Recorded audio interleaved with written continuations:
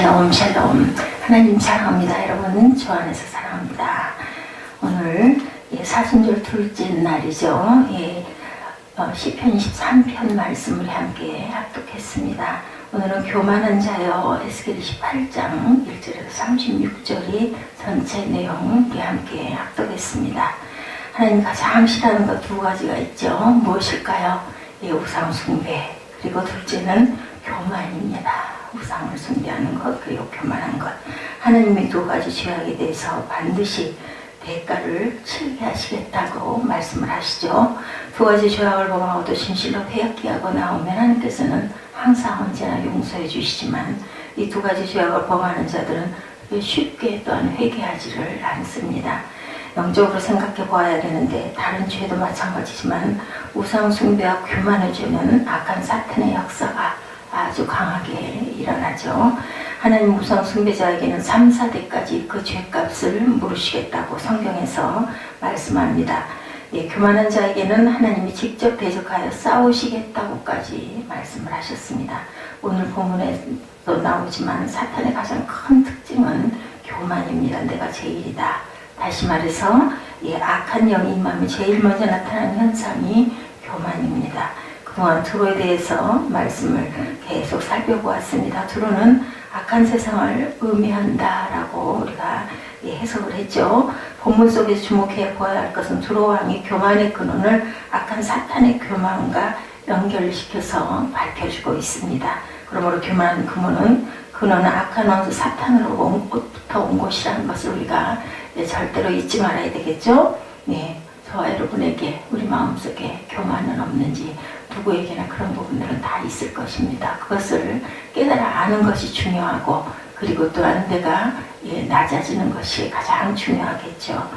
베드로전서 5장 5절에도 하나님은 겸손한 자에게 은혜를 주시고 교만한 자는 대적하시겠다라고 말씀을 하십니다. 그래서 우리는 날마다 겸손한 그러한 마음가짐, 예수 그리스도를 본받는 그런 저와 여러분들이 되셔야 되겠죠. 첫 번째 두로 왕의 교만에 대해서 28장 1절에서 10절까지 증가하고 있습니다. 지금까지 에스겔 선지자를 통해서 두로라는 국가에 대해 심판을 선포했으나 본문에서는 두로 왕의 교만에 대해서 심판을 하고 있습니다. 첫째로 나는 신이다. 2절에 이렇게 나타나 있죠. 나는 신이다. 인자야 너는 두로 왕에게 이르기를 주 여호와의 말씀에 내 마음이 교만하여 말하기를 나는 신이라. 내가 하나님의 자리 곧 바다의 중심에 앉았다 하도다. 내 마음이 하나님의 마음 같은 채 할지라도 너는 사람이요 신이 아니거늘. 이렇게 말씀을 하시죠. 당시 두로 왕은 에토발이라고 했습니다. 바알입니다. 그렇죠? 그 이름처럼 탐욕과 교만의 신인 바알을 추종하는 자였는데 그의 교만은 스스로 신이다 할 정도로 교만했다. 요즘도 그런 인물들이 많죠. 나는 하나님이다. 나는 하나님 어머니다. 이런 이단들이 많이 있습니다. 어떻게 사람이 하나님이 될 수가 있겠습니까? 두로 왕은 이러한 자신의 지도력에 두로가 번성하고 있다는 착각 속에 자신을 하나님과 비교할 정도로 마음이 교만했습니다. 이러한 두로 왕의 교만함에 하나님은 내 마음이 하나님의 마음 같은 채 할지라 너는 사람이요 신이 아니거늘. 이렇게 말씀하시죠. 사람이 아무리 신인 것처럼 할지라도 절대로 하나님은 될 수가 없죠. 어떻게 인간이 하나님처럼 될 수가 있겠습니까? 하나님은 창조주이십니다. 우리를 만드셨죠. 말씀으로 세상을 창조하시고 저와 여러분들을 만드신 창조주이십니다. 하나님에게는 시간과 공간을 초월하시는 무소부재하신 그러한 분이시죠. 하나님은 어제나 오늘이나 영원토록 동일하신 분이시고 인간의 모든 삶을 주관하시고 죽이기도 하시고 살리기도 하시고 인간의 생사화복을 주관하시는 분입니다.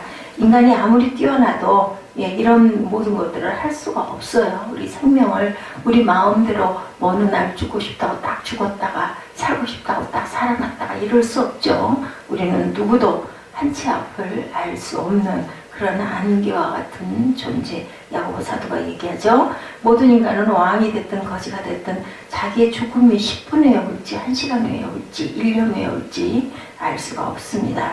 우리 주위에는 이런 두로 왕 같은 마음을 가지고 살아가는 자들이 많이 있음을 보죠. 자신을 신처럼 승격화하고 착각하고 살아가는 자들도 있고, 또한 자신이 하는 일이 너무 잘 되므로 인해서 교만한 마음을 가지고 살아가는 그러한 사람들이 의외로 많습니다. 마지막 때의 적그리스도는 오늘날 갑자기 그냥 나타나는 것이 아니고, 이러한 자들, 즉 하나님을 두려워하지 않고 자신을 신격화하는 이런 자들 속에서 마지막 때에 내가 곧 하나님이다 라는 적그리스도가 탄생할 것이라고 말씀합니다. 데살로니가 후서 2장 4절에 저는 대적하는 자라 범사에 일컫는 하나님이나 숭배함을 받는 지위에 뛰어나 기존하여 하나님 성전에 앉아 자기를 보여 하나님이라 하느니라, 이렇게 분명히 증거되어 있습니다. 우리가 이래서 겸손해야 되고, 하나님 앞에 겸손한 예수 그리스도의 이름을 높이는 그러한 저와 여러분 되시기를 간절히 축원합니다. 둘째로 나는 지혜로운 자다. 3, 4절에 이렇게 나타나 있죠. 두로 왕은 자신의 지혜가 다니엘보다 뛰어나다 이렇게 자랑합니다. 당시에 바벨론 궁중에 있는 다니엘의 지혜는 최고의 지혜로 여기고 있었는데, 이방 나라 두로 왕도 다니엘의 지혜 소식을 들었겠죠. 두로 왕은 다니엘보다 자신의 지혜가 뛰어나다고 스스로 자랑하였고, 자신의 지혜로 두로가 부를 누리게 되었다 이렇게 밝히고 있습니다. 3절에 내가 다니엘보다 지혜로워서 은밀한 것을 깨닫지 못할 것이 없다고, 4절에 내 지혜와 총명으로 재물을 얻었고 금은을 곳간에 저축했으며 내 지혜와 장사함으로 재물을 더하고 그 재물로 인하여 내 마음이 교만하였도다. 그러나 나 주여가 말하노라, 내 마음이 하나님의 마음 같은 채 하였으니 그런즉 내가 외인 곧 열국에 강포한 자를 거느리고 와서 너를 치리니 그들이 칼을 빼어 내 지혜의 아름다운 옷을 치며 내 영화를 더럽히며 또 너를 구덩이에 빠뜨려서 너로 바다 가운데 살육을 당할 자의 죽음같이 바다 중심에서 죽게 할지라. 이렇게 아주 무서운 말씀을 하고 계시죠. 호주 사람 테렌스 타우르가 가장 높은 230의 IQ를 가지고 있다고 하죠. 가장 높은 IQ를 가진 사람이라고 합니다.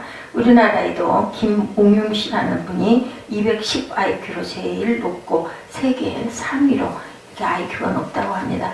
사탄의 IQ는 666 짐승의 숫자다 이런 얘기가 나오고 있죠. 성경에 그렇게 정확하게 기록되어 있지는 않습니다. 가장 지혜로운 자는 어떤 자일까? 잠언 9장 10절에 야훼를 경외하는 자가 지혜의 근본이요 거룩하신 자를 아는 것이 명철이라고 분명히 나타나 있습니다. 하나님을 두려워하지 않으면 아무리 잘나고 똑똑하다 할지라도 결국은 두로 왕처럼 가장 미련하고 어리석은 자라는 것을 우리가 알아야 되겠다. 셋째로 재물로 인하여 교만한 자가 되었다. 5절에 아까 함께 읽은 대로 이런 모습들 우리 주변에서도 우리 현재에도 현실에도 많이 봅니다. 돈 많은 자들, 그죠? 모두가 그렇진 않지만 대부분 교만은 왜냐하면 무엇이든지 다 자기 마음대로 할 수가 있죠. 돈만 있으면 무엇을 못하겠느냐 이런 생각을 합니다. 실제로 또 돈 가지면 사고 싶은 거 다 살 수도 있고 돈으로 권력을 사서 뽐낼 수도 있기도 합니다. 그런데 아무리 똑똑하다 할지라도 결국은 두로 왕처럼 가장 미련하고 어리석은 자가 될 것이라고 말씀을 하고 있죠. 부자들은 생활과 마음의 부족함이 없기 때문에 이렇게 당당해지고 교만해질 수밖에 없습니다. 부자들이 의지하고 있는 것은 곧 돈, 재물입니다. 재물 외에 다른 것들이 마음에 들어오질 않죠. 그렇기 때문에 그들은 사람들을 무시하고 얕잡아 보게 된다. 돈 많이 가지고 살고 싶어 사람들은 그런 소원을 많이 가집니다. 그런 마음을 우리가 너무 사랑하지 말아야 되겠죠. 돈을 사랑하지 말라. 하나님께서 필요한 만큼만 쓸 수 있고 그것을 나만 잘 먹고 잘 살 게 아니라 주변 이웃을 돌보고 나눌 줄 아는 그런 마음이 돼야 되겠다. 사람들을 무시하고 얕잡아보는 마음이 돼서는 안 되겠죠. 돈 많이 벌어서 더욱 큰 주의를 하겠다고들 아주 말은 열심히 합니다. 스스로 자신을 속이는 거죠. 나는 이거 잘 벌어가지고 선교헌금 될 건데 이런 마음. 그러니까 주의를 어쩔 수 없지, 일을 해야지, 영업을 해야지 이런 식의 그 어떤 자기 합리화를 많이 합니다. 믿음도 좋고 돈도 많으면 좋겠죠. 그런 경우가 근데 굉장히 드물다. 낙타가 바늘귀에 들어가는 것 같다라고 말씀을 합니다. 자, 하나님은 돈으로 일을 하시는 것이 아니라 믿음을 가지고 일을 하신다는 것을 우리가 절대 잊어버리지 말아야 되겠습니다. 네, 하나님은 그 먼저 믿음으로 역사하시죠. 돈은 그 다음입니다. 믿음이 있어야 뭐 물질도 베풀게 되는 마음도 생기죠. 그렇기 때문에 히브리서 11장 1절에 믿음이 없이는 하나님을 기쁘시게 하지 못하나니 하나님께 나아가는 자는 반드시 그가 계신 것과 또 그가 자기를 찾는 자에게 상 주시는 이심을 믿어야 할지니라고 말씀을 하죠. 가난하기 때문에 이 마음에 예수가 자리할 수 있고 돈 없기 때문에 겸손할 수 있다라면 그것이 곧 하나님의 축복이라는 것을 우리가 깨달아 알아야 되겠다. 7절에서 10절까지 보면 하나님은 교만한 두로왕을 보고 계시지 아니하시고 내가 라고 시작하시면서 하나님의 심판이 선포하는 부분이 나타납니다. 열국에 강포한 자를 거느리고 와서 너를 치리니 이렇게 말씀을 하시죠. 바벨론 세력을 통해 심판하시겠다는 말씀입니다. 바벨론을 통해 자신이 그토록 자랑하던 지혜가 무너질 것이고 부귀영화 권세가 끝이 날 것이라고 말씀을 합니다. 또한 8절에 구덩이에 빠뜨려서 바닷 가운데서 죽게 될 것이라고도 말씀을 하시죠. 죽음 앞에서 두로왕은 자신이 하나님이 아니라는 사실을 스스로 증명하게 됩니다. 10절에도 두로왕의 마지막이 할례받지 않은 자의 죽음같이 될 것이다 이렇게 증거하십니다. 이 말은 곧 비참하게 죽는 것을 의미하는 거겠죠. 한때 부귀와 영화와 권세를 누리며 살았지만 두로왕의 마지막은 비참하게 생을 마감할 것이라고 말씀하죠. 당시에 두로왕이 이 말씀을 들었는지 못 들었는지 알 수 없지만 만약에 들었다 할지라도 믿었을까요? 그렇죠. 안 믿었을 겁니다. 오늘날도 부귀와 영화와 권세를 누리고 있는 교만한 자들에게 당신의 마지막이 비참하게 끝날 것이라고 한다면 과연 오늘날 살고 있는 사람들은 믿을까? 같은 말씀이죠. 그럼 분명한 것은 교만한 자들은 반드시 두로왕처럼 비참한 생을 맞이하게 될 것이고 이 비밀을 깨달은 자라면 어떻게 살아야 될까요? 절대로 교만하지 않게 살겠죠. 그래서 우리가 겸손한 자로 살아가는 지혜로운 저와 여러분들이 되시기를 주님의 이름으로 축복합니다.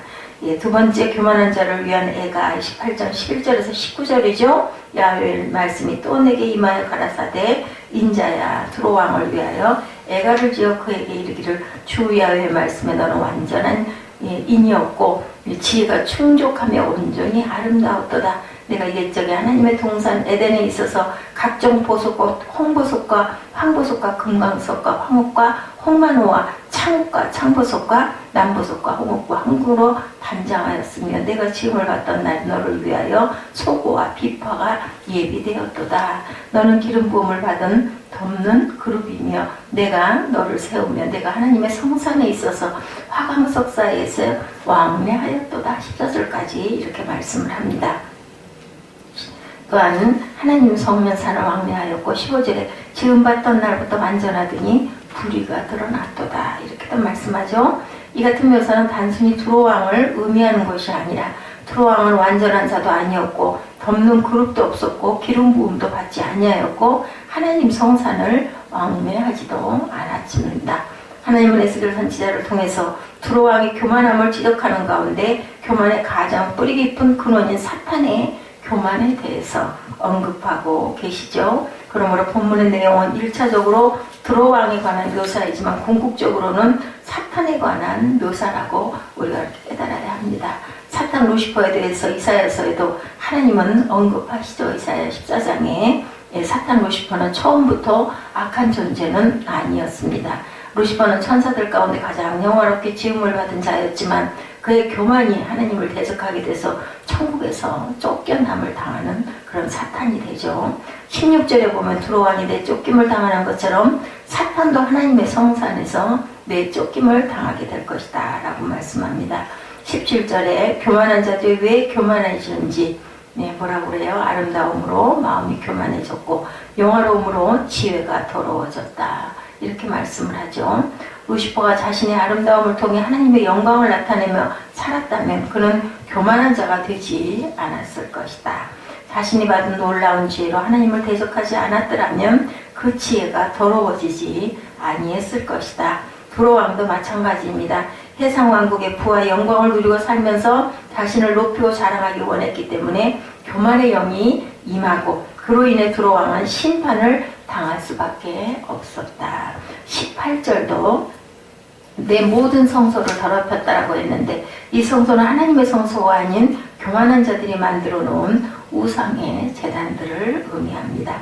교만한 자들이 아무리 성소를 세운다 할지라도 그것은 하나님의 성전이 당연히 아니겠죠. 다시 말하면 악한 영의 도움으로 아무리 성전을 크게 높게 지은다 할지라도 하나님께서 심판날에 모두 불에 타서 죄가 될 것이라고 말씀을 합니다. 19절에도 교만한 자들의 끝을 보고 교훈을 삼고 살아가라 이렇게 말씀을 하시죠. 두로왕처럼 사탄의 세계도 세상 끝날에 완전히 멸망하게 될 것이다.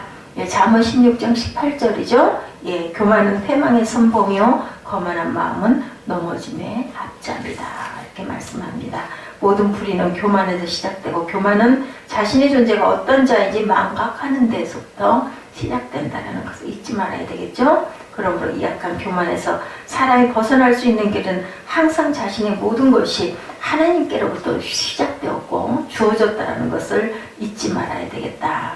저와 여러분 주변에도 이런 교만한 분들이 계신가 살펴보시고 그런 분들을 어떻게 해야 될까요? 하나님의 말씀으로 인도하는 그러한 은혜가 저와 여러분 가운데 우리 힘으로 되지 않죠. 성령의 능력으로 일어나시기를 주님의 이름으로 축복합니다. 교만한 자들은 모두가 자기 자랑에 앞장을 섭니다. 오직 하나님의 영광이면 먼저가 아니라 자신이 영광받기를 원하죠. 이런 자들은 입으로 하나님의 영광을 말하면서도 자신이 더 영광받기 원하는 자도 있습니다. 이것이 바로 교만의 시작이다. 이렇게 자주 나 자신을 나타나기를 원하다 보면 악한 사탄의 교만의 영은 점점 나에게 강하게 이마에서 나중에는 입만 열면 자신을 자랑하게 됩니다.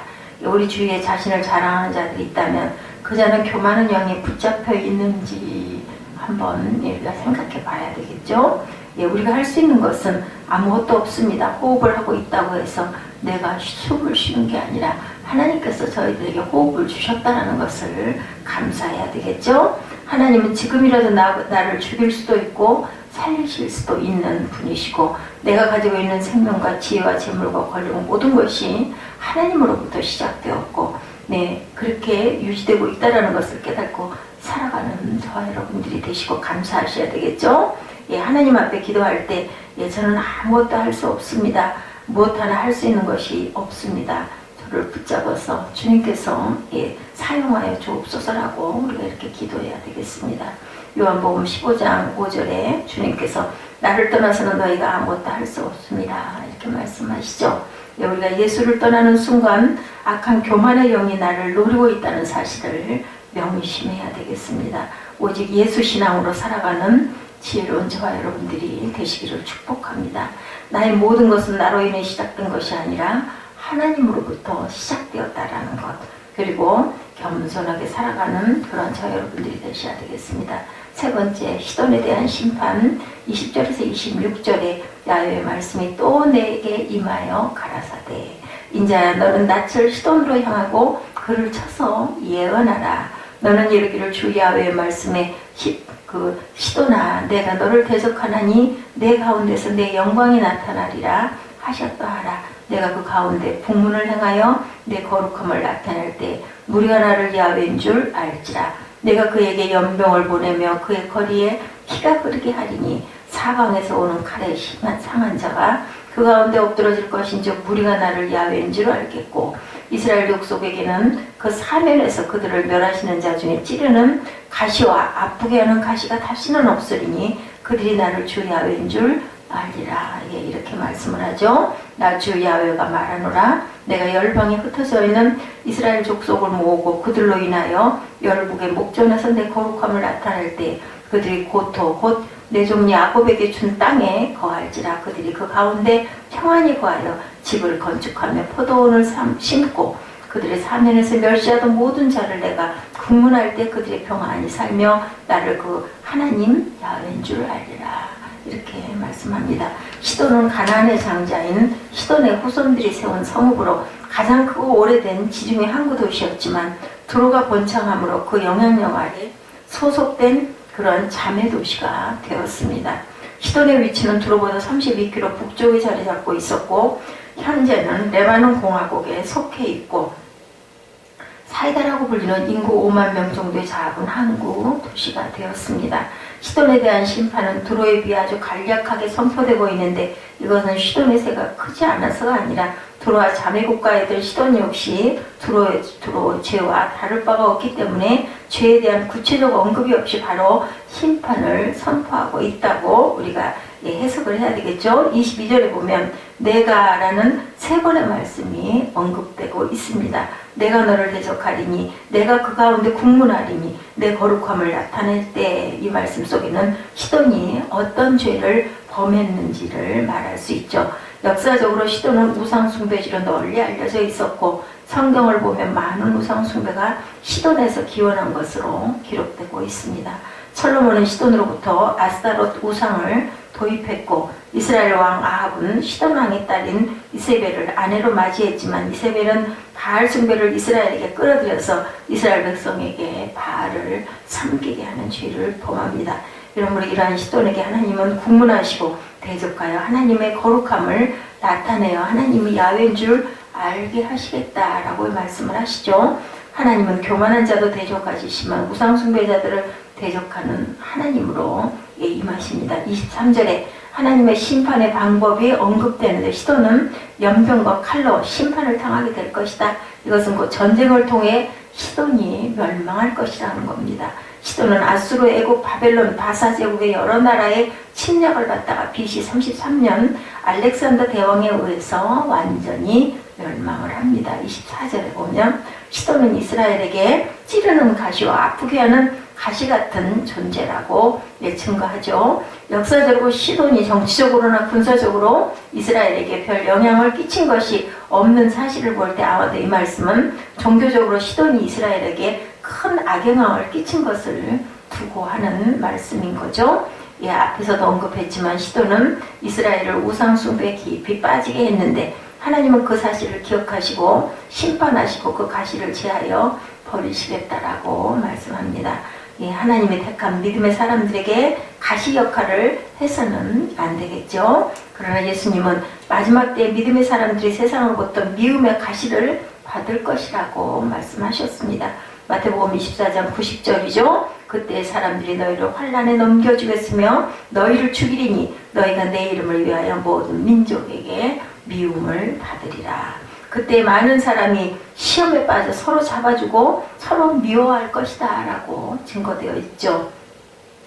세상 사람으로부터 존경을 받고 높은 자리에 앉아있는 것이 과연 하나님의 뜻인지 아닌지를 우리가 잘 분별해야 되겠습니다. 예수님이 40일 금식 후에 사탄에게 3번이나 미혹을 받았지만 예수님은 사탄을 말씀으로 물리치시죠. 예수님도 미혹하던 사탄이 우리들을 가만둘 리가 없습니다. 당연히 미혹하는 거 당연하죠. 그죠? 돌이 변하여 떡덩어리가 되도록 늘 능력으로 미혹을 합니다. 세상 영광을 보여주며 미혹하고 오늘날 많은 믿음의 사람들이 주의 종들이 세상 영광을 주겠다는 사탄의 미혹에 걸려들 때가 많습니다. 진실로 자신에게 한 번씩 물어봐야 될 것입니다. 내가 예수 믿는 것 세상에서 잘 먹고 잘 살기 위한 때문이다 이렇게 물어보시고 예수를 믿음으로 어떤 고난이 온다 할지라도 그 길이 어떤 가시일지라도 그 길을 가겠느냐라고 물어보셔야 되겠죠. 성경의 믿음의 사람들에게 어떤 고난의 길일지라도 가라고 말씀합니다. 시편 34편 19절에 의인은 고난이 많으나 야훼께서 그 모든 고난에서 건지시는도다라고 말씀하셨고 로마서 8장 17절에 자녀이면 또한 후사 곧 하나님의 후사요 그리스도와 함께한 후사니 우리가 그와 함께 영광을 받기 위하여 고난도 함께 받아야 될 것이니라고 말씀하였고 로마서 8장 18절에 생각하건대 현재의 고난은 장차 우리에게 나타날 영광과 좋기 비교할 수가 없도다. 베드로전서 4장 13절에도 오직 너희가 그리스도의 고난에 참여하는 것으로 즐거워하라. 이는 그의 영광을 나타내실 때에 너희로 즐거워하고 기뻐하게 하려 함이라고 말씀합니다. 예수 그리스도는 우리를 위하여 이 고난의 길을 가시죠. 6시간 동안 십자가에서 온몸에 물과 피를 흘리시고 고난을 당하셨습니다. 사순절 둘째 날입니다. 예수 그리스도의 고난을 깊이 묵상하시는 저와 여러분들, 더욱더 겸손해지시고 하나님만 섬기는 저와 여러분들이 되셔야 되겠다는 것, 사순절 기간을 통해서 다시 한번 다짐하시기 바랍니다. 예수님의 모든 고난을 다 감당하셨기 때문에 우리가 이렇게 편안하게 살고 있다는 것도 감사하셔야 되겠죠. 하나님은 반드시 자신의 택하신 자를 미혹하는 세력을 기억하시고 그들을 무섭게 심판하실 것이라고 말씀하셨습니다. 계시록 19장 20절이죠. 짐승이 잡히고 그 앞에서 이적을 행하던 거짓 선지자도 함께 잡혔으니 이는 짐승의 표를 받고 그의 우상에게 경배하던 자들을 이적으로 미혹하던 자라. 이들이 산채로 유황불 불못에 던주어진다라고 말씀합니다. 마지막 때 믿음의 사람들 앞에 항상 고난이 기다리고 있다는 것을 우리가 잊지 말고 영적으로 무장해야 되겠죠. 오늘날 번영신학으로 택한 자들을 미혹하고 미혹의 기쁨을 누리며 신앙생활하는 자들이 회개하고 예수를 똑바로 바라봐야 되겠죠. 사탄의 강력한 세력이 무서운 쓰나미로 밀려오는 그러한 시대입니다. 우리가 정신 차리지 못하면 미혹에 빠질 수 있습니다. 누구나 예외는 없죠. 베드로전서 4장 7절에 만물의 마지막이 가까웠으니 그러므로 너희는 정신을 차리고 근신하여 기도하라. 25, 6절에 보면 결국 두로와 시돈을 심판하신 것은 이스라엘을 회복시키기 위함이라고 말씀합니다. 25절에서 세 가지 회복을 언급하시죠. 첫째로 내가 열방에 흩어지는 이스라엘 족속을 모으고 그들로 인하여 열국의 목전에서 내 거룩함을 나타낼 때 그들이 고토고 내 종 야곱에게 준 땅에 거할지라고 이렇게 세 가지로 말씀합니다. 이것은 이스라엘 회복의 의미지만 결국은 마지막 때에 세상을 심판하시고 자신의 택하신 자들을 회복해서 영원한 하나님의 나라를 만드실 것이라는 그런 말씀이죠. 26절에 평안히 거하며 평안히 살며 라고 말씀합니다. 이스라엘 백성들이 바벨론 70년 후에 이런 평안이 왔지만 영원한 평안은 되지가 못했습니다. 그러므로 이 세상이 완전히 회복되고 영원한 평안을 누릴 수 있는 마지막 때에 세상을 심판하실 후에 예수님이 재림후에 찾아오실 것이다. 그날에 우리 모두는 진실로 하나님이 야훼이신 줄을 깨닫게 되겠죠. 그날에 우리는 예수 그리스도가 만왕의 왕이요 만주의 주라는 사실을 깨닫게 될 것입니다. 성령께서 지금도 우리를 회복시켜 주시기 위해 도와주고 계시고 우리가 회복해야 되겠죠. 거짓을 버리고 진실로 교만한 그런 저와 여러분들이 되시고 또한 교만을 버리고 겸손한 자가 되셔야 되고 미혹경을 쫓지 말고 성령의 충만함으로 회복되는 그런 역사가 나타나게 해달라고 기도해야 되겠죠.